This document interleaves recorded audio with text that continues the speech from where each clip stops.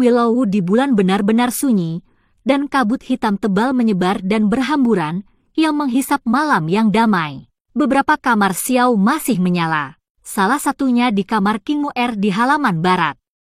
Saya melihat tangan gioknya menopang pipinya, dan wajahnya yang halus dan lembut ditumpahkan oleh air mata. Dia khawatir di dalam hatinya, seberapa sering Xiao yang tidak bisa bertemu satu sama lain ketika dia pergi, dan perasaan Akasia sangat menyedihkan. Di ruangan di seberang King Muer, Zenni melirik ke buku rekening yang tebal, dengan hati-hati menghitung. Sebenarnya, dia juga ingin berkencan dengan Xiao Yan, tetapi dia tahu bahwa dia mengurus Liga Xiameng dan Xiaofu. Dia ingin mengelola Xiao Yan di dalam dan di luar Xiaofu. Mendesah dan terus melihat buku akun, karena murid air memiliki ketidakpuasan yang mendalam. Selain King Muer dan Zenni, kamar Xiao Yan di rumah sakit timur juga menyala. Dia duduk di tempat tidur, mempelajari peta Lingin Mos dengan kedua tangan, mempelajarinya dengan cermat. Di pagi hari keesokan harinya, di luar kota, kabut lembut muncul di atas danau, dan pegunungan dicat dengan warna putih krem yang lembut, dan warna kabut putih membuat semuanya kabur dan puitis. Kejeniusannya cerdas, dan Xiao Yan keluar lebih awal, dan diam-diam keluar kota melalui lubang cacing kota Jucheng. Xiao Yan, Le Xiaolong, Xiao Zhan, Nan Erming, Storm, dan Xing, sekelompok 6 orang, terbang dengan cepat sesuai dengan indeks peta Lingin Mos, meraih sisa gambar jalan di udara, dan merobek sebuah ruang retak, cepat lewat. Ini adalah pertama kalinya tim Xiao Yan bergabung, dan hati semua orang mendidih. Tertawa dan bersorak sepanjang perjalanan ini mencari Lingin Mos, karena ada indeks peta, jadi semua orang tidak terlalu khawatir. Menurut saya kesulitannya tidak akan terlalu tinggi. Tapi petanya agak kabur, dan perjalanannya cukup panjang. Butuh lebih dari setengah bulan untuk mencapai lokasi Lingin Mos yang ditandai di peta. Melihatnya dari kejauhan, senyuman itu berhenti tiba-tiba, alis mereka berkerut, dan wajah mereka terangkat. Xiao, Lingin Mos ada di sini. Tanya Xiao, yang selalu belak-belakan. Xiao Yan mengangkat senyum masam mencela diri sendiri dan melihat pemandangan di depannya. Kegembiraan pada saat itu hilang, dan setelah memeriksa peta, dia mengangguk. Ditampilkan di depan semua orang, ribuan mil Changlong, Yunpan Yuhai, gunung yang menjulang tinggi dan gunung yang tinggi, dikelilingi oleh Changfeng Cuiwei, bukit dan gunung bertumpuk, tidak ada habisnya. Di lengan pegunungan, ada lembah gunung yang dalam, seperti lembah, terbentang secara horizontal, area luas dikelilingi oleh awan beracun, kabut tebal, melayang ke atas, sulit untuk melihat keseluruhan gambar, saya tidak tahu sumbernya, tujuannya. Obat dari dunia lain harus disembunyikan di tempat yang sangat berbahaya, sulit dan berbahaya. Dengan penghalang alami ini, tampaknya risiko mencari lumut Lingin tidaklah rendah. Pada pemeriksaan lebih dekat, Xiao Yan dan yang lainnya bahkan lebih terkejut dan menahan napas. Kesulitan di sini jauh di luar imajinasi. Saya melihat lembah, ruang tampak sangat tidak stabil, berkedip melalui retakan dari waktu ke waktu, seperti galaksi hitam yang jatuh, membuat suara gemuruh, seperti ribuan kuda dan kuda yang berlari kencang, gelap dan tidak jelas kemana harus pergi. Ruang bergolak. Xiao Yan dan yang lainnya mengerutkan kening dalam-dalam dan sakit kepala. Ini sangat berbeda dari ruang yang dicabik-cabik oleh Kaisar Dou. Ruang yang dirobek oleh Kaisar Dou memiliki orientasi dan koordinat yang jelas, dan berada di area ruang yang stabil, dan kekuatannya dapat sepenuhnya menahan pengisapan ruang. Aliran ruang yang kacau adalah robekan yang disebabkan oleh ketidakstabilan ekstrim ruang dan benturan energi internal yang mengamuk. Energinya sangat keras, dan dapat menyebabkan kondisi yang tidak dapat diprediksi seperti dislokasi ruang. Setelah terhirup, kekuatannya sendiri tidak dapat menahannya, dan sangat mungkin untuk dipatahkan. Atau dilempar ke pesawat tak dikenal. Di benua-benua Kaisar, ketika aliran ruang yang bergolak disebutkan, warna semua bau berubah. Saya tidak menyangka Xiao Yan dan yang lainnya bertemu hari ini. Semua orang turun perlahan, Melihat langit hijau dan beracun yang bergolak dan turbulensi ruang yang berubah dengan cepat, tidak dapat bergerak sejenak. Aku telah mendengar sedikit tentang lembah ini. Jika tebakannya tidak buruk, namanya lembah Guisu. Sejauh ini belum ada yang bisa memahami ruang lingkup lembah. Pegunungan di pinggiran lembah terhubung selama ribuan bermil-mil, terhubung dengan lautan badai yang luas dan sepi, sering diisi dengan lapisan pupa beracun hantu. Umumnya kaisar hanya menginjak dan berbau langsung mati. Ada lebih banyak tanaman dan ribuan serangga berkembang biak, sedikit ceroboh, apa gulma beracun dan kulit busuk bersentuhan, dan lebih baik mati. Dikatakan di sana ada banyak pemukiman Warcraft kelas atas di kedalaman Ghostlodge Valley yang sangat sulit. Sekarang tampaknya selain itu, ada ruang yang tidak dapat diprediksi dan mengerikan, dan tidak mengherankan jika tidak ada yang terdeteksi di sini. Nan Erming, siapa tahu yang terbaik, berkata, saya mendengar bahwa semua orang mengerutkan kening.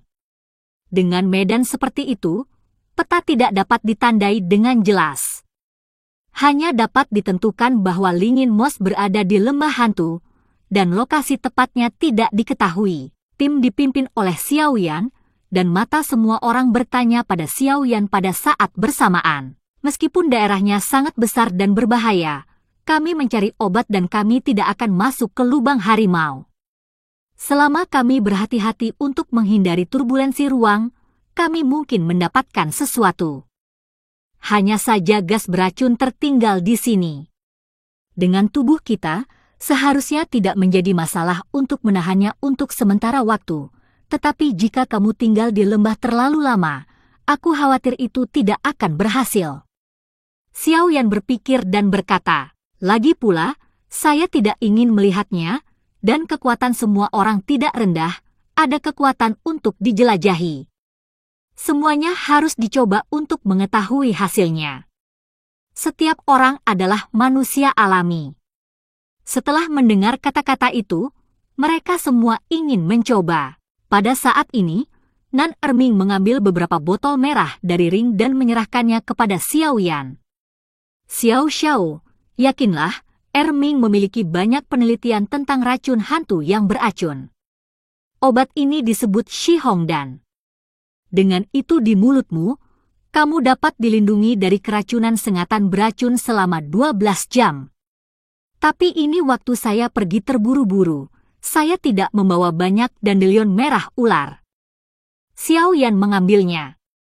Saat saya membukanya, ada lebih dari 30 tablet di dalam botol, dan mereka hanya bisa menahannya selama 3 hari.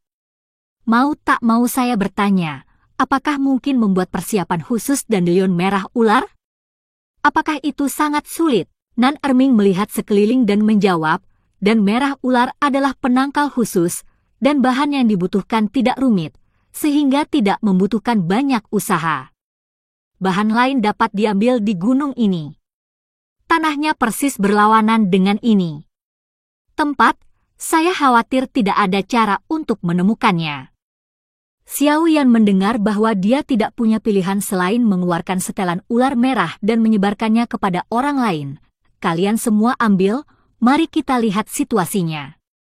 Setelah memasuki masing-masing, hati-hati, apakah Anda dapat menemukannya atau tidak dalam 3 hari Mos, semua harus mundur dari Ghostlodge. Kerumunan mengangguk, mengambil dandelion merah ular, dan memasuki lembah hantu yang dikelilingi oleh belatung hijau dan beracun. Begitu mereka memasuki lembah, semua orang kagum pada hati mereka, dan mereka secara otomatis mengubah formasi mereka.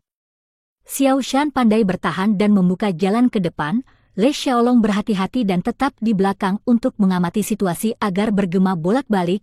Ziying dikenal dengan kecepatan dan penglihatannya, menjaga sisi kiri depan dan menjelajahi jalan bersama Xiao Shan. Racun Nan Erming sangat mengerikan, dijaga di sebelah kanan jika terjadi kesalahan. Kerumunan mengepung Storm dan Xiao Yan di tengah tim. Xiao Yan adalah seorang pemimpin karena kekuatannya yang rendah, dan dia harus fokus pada perlindungan, sementara arah latihan badai adalah kerusakan berat dan pertahanan ringan, tentu saja ditempatkan di posisi tengah. Pemahaman diam-diam tentang tim tumbuh di hati setiap orang. Di pondok hantu yang tenang dan damai, Kabut tebal tidak ada habisnya, dan pemandangannya ditutupi dengan cangkang yang samar dan samar. Beberapa pohon tinggi yang berdiri di langit hanya memperlihatkan lapisan kanopi tertinggi dalam kabut. Kadang-kadang, matahari bersinar. Itu berubah menjadi warna kuning yang menyedihkan. Dari kejauhan, semuanya tampak seperti penjara bawah tanah yang melayang di udara. Semuanya kehilangan garis luarnya yang tajam dan berubah bentuk dalam keburaman. Visibilitas di lembah sangat rendah, dan jarak pandang hanya 3 atau 4 mil. Bahkan bayangan ungu yang menakjubkan hanya bisa dilihat 10 mil jauhnya. Karena kendala lingkungan, Xiaoyan dan yang lainnya selalu mempertahankan formasi mereka, bergerak maju perlahan, dengan sepasang mata waspada, terus-menerus menyapu pohon-pohon yang menjulang tinggi dan bunga-bunga eksotis, memegang tangan mereka dengan erat, bersiaplah untuk situasi yang tidak terduga. Meskipun mereka bekerja sama untuk pertama kalinya, mereka telah bersama selama berbulan-bulan. Mereka sudah lama berkenalan satu sama lain. Hati-hati. Xiaoyan menurunkan suaranya sebanyak mungkin, dan kekuatan jiwa tersapu, mata tajam berkumpul dalam bayangan di balik pohon yang jauh di kejauhan. Semua orang mendengar suara itu, dan melihat ke arah pandangan Xiaoyan. Seekor ular merah besar melingkar di rerumputan dan tak henti-hentinya mengubarkan surat ular merah kepada tamu tak diundang mereka. Nafas tertekan. Ini adalah Bloodrock Snake, Warcraft bintang 5.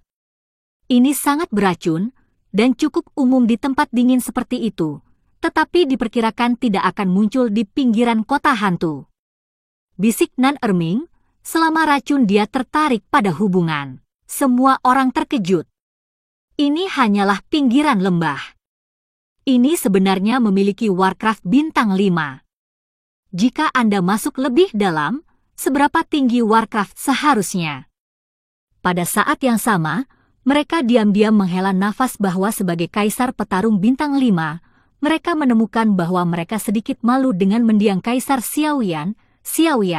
Namun, Xiaoyan adalah kekuatan jiwa dari almarhum Emperor Realm. Dalam keadaan seperti itu, kekuatan jiwa jauh lebih kuat daripada penglihatan, dan bahayanya secara alami ditemukan sebelumnya. Xiaoyan menyipitkan matanya dan menyapu Bloodrock Snake. Yah! Matanya akhirnya berhenti di bawah sisik di perut Bloodrock Snake. Darahnya bersinar terang. Tampaknya ular ini terluka parah. Mata Xiaoyan memancarkan cahaya yang bagus, menyebabkan Bloodrock Snake yang menggertak menggigil tanpa sadar. Semua orang tersenyum. Warcraft bintang 5 yang terluka parah bahkan berani tampil di depan semua orang, itu di luar kendali. Melolong dengan lompatan harimau, tinjunya meledak, dan pukulan kuat jatuh ke ekor ular batu darah yang terbang di atasnya. Kedua belah pihak bertabrakan, seolah-olah telah terjadi gempa bumi, dengan suara gemuruh, seperti kuda yang berlari kencang, batu darah berguling dan hancur, pecah di tanah di kejauhan, retakan banyak retakan, memercikan tanah dan debu, dipenuhi dengan debu. Dalam bayangan ungu terkekeh, sosok itu berkedip, dan sosok dalam tim belum menghilang. Bayangan ungu mungil dan indah telah muncul di tempat di mana Bloodrock Snake mendarat. Bilah tangannya menyapu cahaya dingin. Tiba-tiba luka besar muncul, dan darah menyembur seperti air mancur, menodai bumi. Nan Erming mendengus, tangannya terangkat, dan sebelum Bloodrock Snake sempat bangkit, lukanya telah menembus sedikit gas hijau. Begitu hijau bertemu dengan darah, itu menyebar dengan cepat dan menyebar ke seluruh tubuhnya. Tubuh ular itu berwarna merah dan hijau. Campuran, mengerikan. Ular batu darah itu menderita kesakitan dan kesedihan, berguling-guling di tanah, tidak mau melahirkan, dan dalam beberapa tarikan napas, ekor ular yang tinggi itu jatuh dan tidak memiliki vitalitas. Beberapa orang menembak dengan cepat dan bekerja sama dengan luar biasa untuk memecahkan Bloodrock Snake secara instan. Beberapa orang saling tersenyum, tampak sedikit bersemangat untuk pemahaman diam-diam barusan. Kekuatannya melebihi imajinasi semua orang, dan Xiaoyan juga jarang tersenyum. Pemahaman diam-diam sekali lagi menguat di hati setiap orang. Membuka mayat ular batu darah dan mengeluarkan inti iblis, mata Xiao Yan secara tidak sengaja menemukan semanggi berbau darah di bawah pohon besar. Mantra darah, 6 herbal. Seru Xiao Yan. Semua orang baru mengerti mengapa Warcraft bintang 5 seperti Bloodrock Snake muncul di sekitarnya, dan mengapa Bloodrock Snake terluka dan masih hidup, awalnya karena rumput pesona darah ini. Nyatanya, Warcraft bintang 4 kebanyakan ada di sekitar pondok hantu, dan terkadang Warcraft bintang 5 juga sederhana. Ular batu darah tinggal di sini karena bertemu dengan rumput pesona darah. Xiao Yan dan yang lainnya memasuki lembah untuk pertama kalinya, jadi mereka tidak mengetahuinya. Ada keuntungan ketika Anda pertama kali memasuki kota hantu, mencairkan ketidakbahagiaan semua orang di lingkungan yang gelap, dan semua orang terbakar dengan semangat, dan terus mencari. Awan yang ditangkap menunjukkan rasa kasihan pada bulan, dan angin sejuk meniup matahari laut. Matahari terbenam ada di pegunungan, langit ada di bulan, dan malam seperti kain biru kebiruan yang tak berujung menutupi langit. Hanya ada beberapa bintang yang berkedip-kedip di langit yang luas, dan Xiao Yan dan yang lainnya bersandar di pohon, mengerutkan kening. Selama 3 hari terakhir, Xiao Yan dan yang lainnya mencari lingin moss, memakai bulan dan bintang, dan tidur tertiup angin. Setiap orang harus berhati-hati terhadap Warcraft yang mengerikan di sepanjang jalan, tetapi juga untuk menghindari ruang aneh dan bergejolak yang mengalir dan berubah, berjuang untuk menemukan, tetapi lingin moss masih belum menghilang, dan snake rat dan hampir habis. Di langit yang penuh racun, penglihatan menjadi tidak jelas, dan kita harus menjaga waktu 12 menit kita setiap saat. Tidak boleh ada kemalasan, dan semua orang sudah lelah secara fisik dan mental. Melihat wajah semua orang penuh kelelahan, tidak ada tempat untuk pergi, Xiao Yan menggelengkan kepalanya tanpa daya. Pencarian buta seperti itu sama sekali bukan jawabannya, dan dia berkata, ayo kembali dulu, Nan Erming akan membuat snake rat dan dapatkan sebanyak yang Anda bisa. Jika Anda mengalami kesulitan, Anda dapat langsung pergi ke Shenmi. Saya dan yang lainnya akan pergi ke orang yang menandai peta, berharap untuk membiarkannya memimpin. Jika tidak, seperti jarum di tumpukan jerami, tidak ada cara untuk memulai. Ketika kontinuitasnya konstan, ia akan mengalami kekacauan.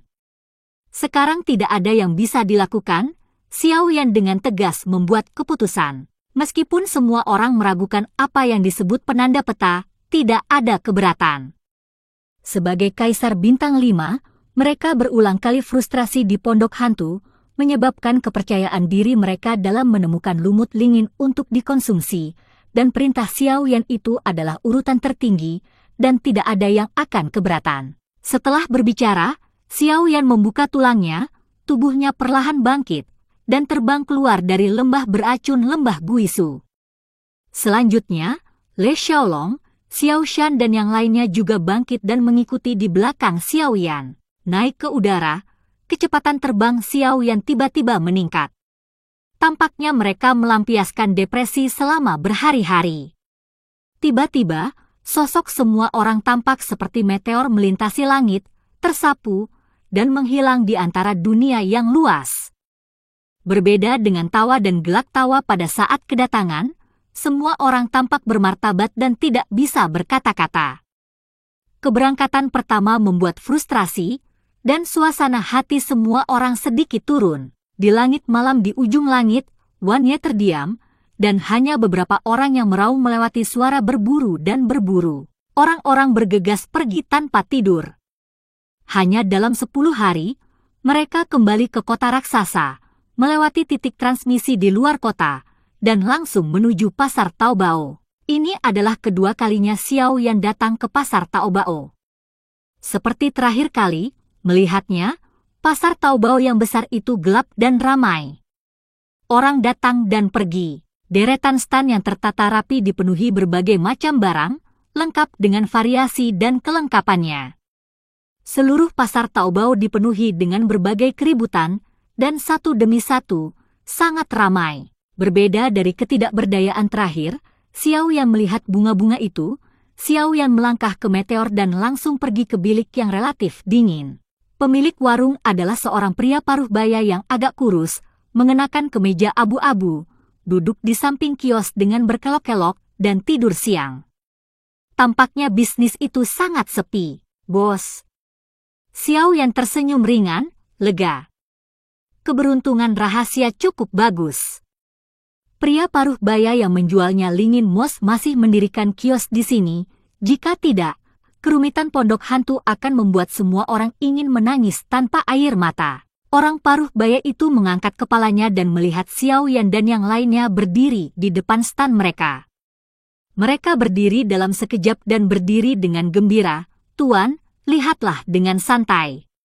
Barang yang saya jual benar-benar asli, kualitas bagus dan harga murah. Xiao Yan mengerutkan kening. Bos, apakah kamu tidak ingat aku? Pemilik kios tidak menanggapi untuk sementara waktu. Mengira Xiao Yan baru saja melewati kios beberapa kali secara kebetulan dan akrab dengan dirinya sendiri. Agar tidak membuka usaha selama beberapa bulan, pemilik warung mulai menyanjung, putranya sangat tampan dan tampan. Xiao Yan melirik pemilik kios dan menyela suaranya yang bergelombang.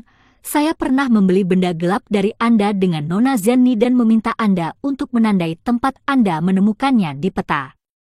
Apakah Anda ingat? Pemilik kios melihat ke atas dan ke bawah Xiao Yan, dan tiba-tiba dia ingat. Belum lama ini, anak laki-laki dan Nona Zenni, kecantikan terbesar di kota raksasa, yang membeli bagian bawah kotak yang sudah lama tidak bisa dia jual. Apakah ada yang salah dengan ini? Saya kembali untuk menyelesaikan tagihan dengan saya. Melihat Xiao Yan dan yang lainnya terlihat buruk, pemilik kios mau tidak mau menelan ludah. Wajahnya mendung dan tidak pasti, dan dia menebak. Anakku, ini kamu. Lihat aku, mataku, apalagi yang ingin kamu beli kali ini? Aku akan memberimu diskon besar. Bagaimana dengan diskon 20%? Pemilik kios dengan cepat menyambutnya dengan antusias, dan diam-diam melihat beberapa orang di belakang Xiao Yan, dan menemukan bahwa dia tidak dapat mendeteksi kekuatan kerumunan. Jelas semua orang kecuali Xiao Yan jauh lebih kuat darinya. Orang-orang ini setidaknya memiliki kekuatan seorang kaisar petarung bintang 5. Pemilik warung diam-diam menebak sambil mendesah dalam hati, bocah ini sangat diberkati. Terakhir kali adalah wanita cantik Nona Zenni, dan kali ini beberapa kaisar petarung bintang 5 menemaninya. Apa sebenarnya itu? Jangan bilang, kali ini aku di sini untuk menanyakan tentangmu dan mencari tahu tempat spesifik benda itu. Xiao Yan adalah orang yang lugas dan tidak berliku-liku.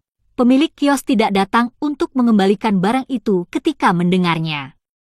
Dia menghela nafas lega. Nak, apakah aku menandaimu di peta terakhir kali? Xiao Yan mengeluarkan peta dari tangannya dan menunjuk ke titik yang ditandai di atas. Tempat ini dikelilingi pegunungan dan diselimuti racun. Bisakah Anda membantu saya mengidentifikasinya dengan lebih jelas? Di mata pemilik warung, tiba-tiba dia bertanya, apa itu? Dan putranya ingin menjelajahinya. Xiao Yan terdiam, menarik sudut mulutnya, dan mengeluarkan 10.000 naga dari ring. Kamu tidak peduli, kamu hanya perlu menandai tempat benda ini secara detail, ini milikmu. Dibandingkan dengan terakhir kali, Xiao Yan tidak punya uang dan tawar-menawar. Kali ini dia berkantong besar dan memiliki kekayaan alam serta tembakan yang murah hati. Pemilik kios memandangi tangan Xiao Yan, matanya memancarkan sedikit warna serakah, tetapi memudar dan menjadi gelap. Anakku, aku tidak ingin menandai lokasi benda ini, tetapi aku tidak benar-benar menandainya dengan akurat. Oh!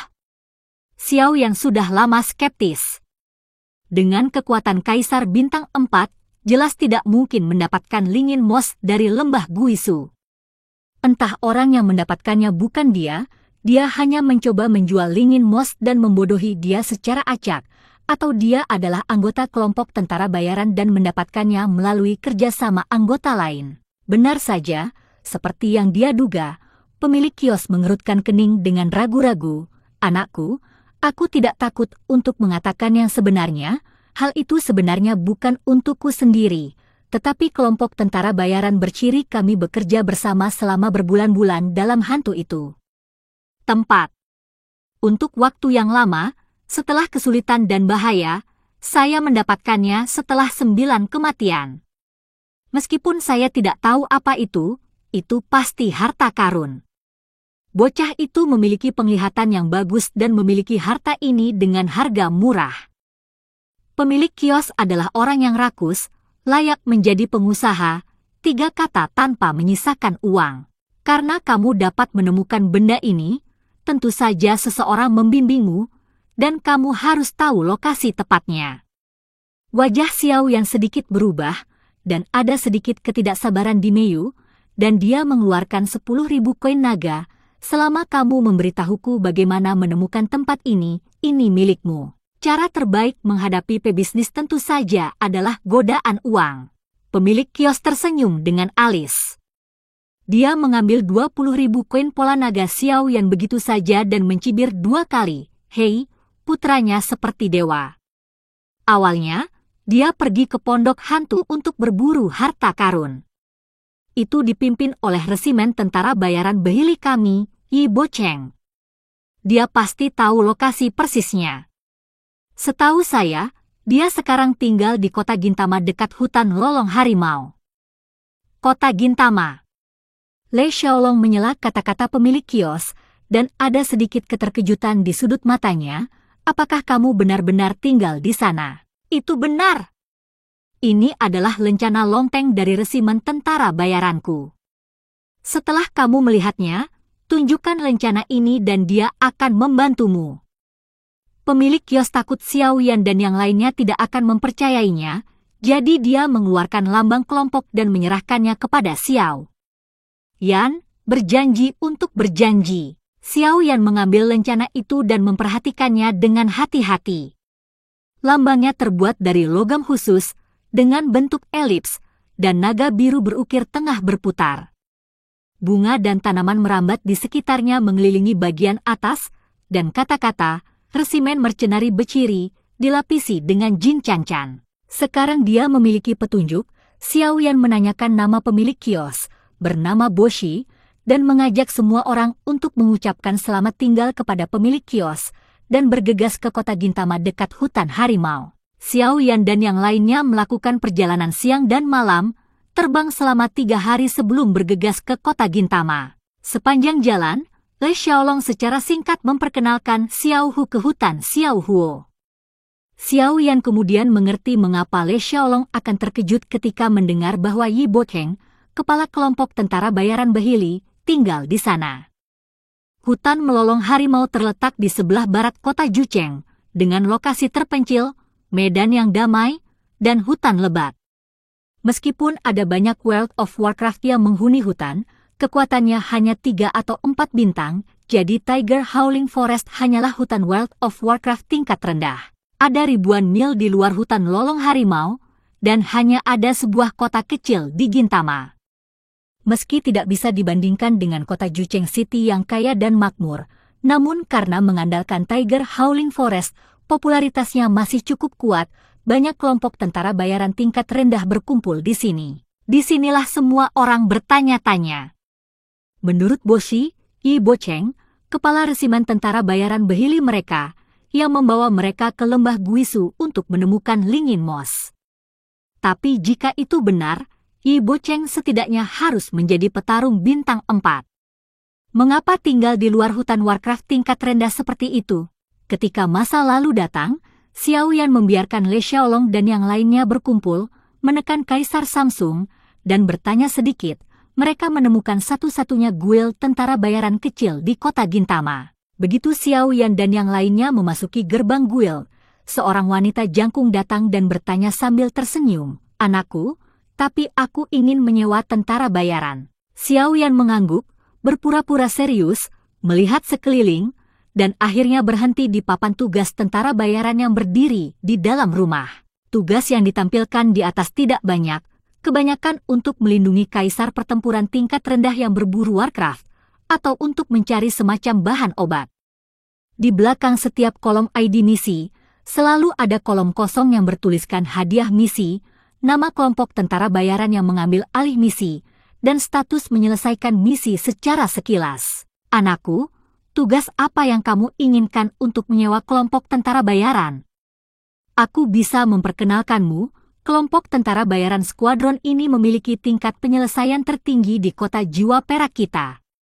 Wanita itu tidak sabar menunggu Xiao Yan dan yang lainnya merekomendasikannya. Xiao Yan sedikit mengernyit dan segera berkata, "Saya mendengar ada resimen tentara bayaran Behili di sini, jadi saya ingin mempekerjakan mereka." Beksili.